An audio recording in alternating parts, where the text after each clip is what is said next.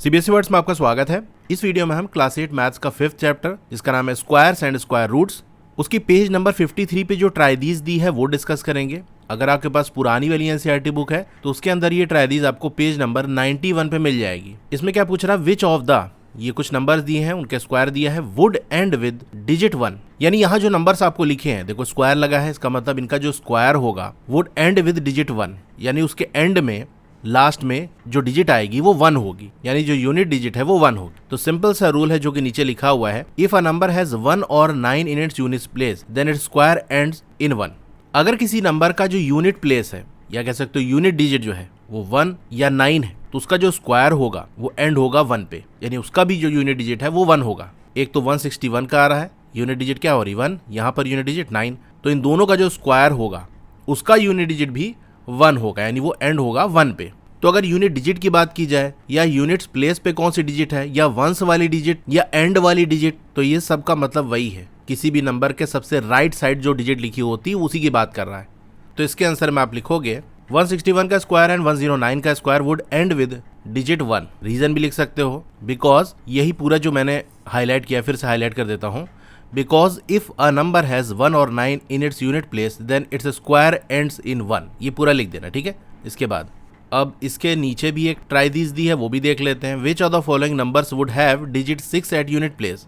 तो यहाँ जो नंबर्स दिए हैं उनका स्क्वायर करोगे तो कुछ नंबर मिलेगा, तो वो कौन से नंबर्स होंगे जिनका जो यूनिट प्लेस वाली डिजिट है यानी यूनिट वाली जो डिजिट है वो 6 है। तो इसका भी रूल आपको यहाँ नेक्स्ट पेज पे मिल जाएगा। When a square number ends in 6 the number whose square it is will have either 4 और 6 इन इट्स यूनिट प्लेस।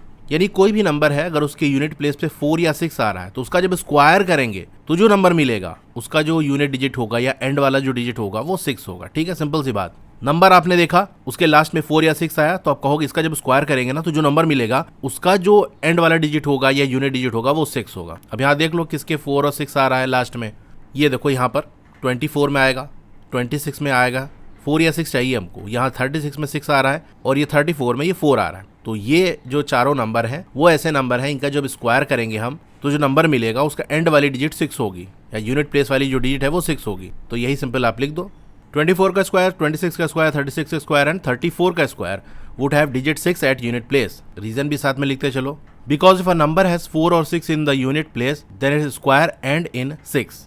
या फिर आप ये वाला स्टेटमेंट लिख सकते हो जो नीचे दिया है रीजन में, ठीक है। ऊपर वाले जो मैंने लिखा है वो शॉर्ट है, ये थोड़ा सा लंबा पड़ेगा। तो इसी तरीके से अलग अलग नंबर्स का अलग अलग रूल है। तो क्या आपको सारे रूल याद करने पड़ेंगे?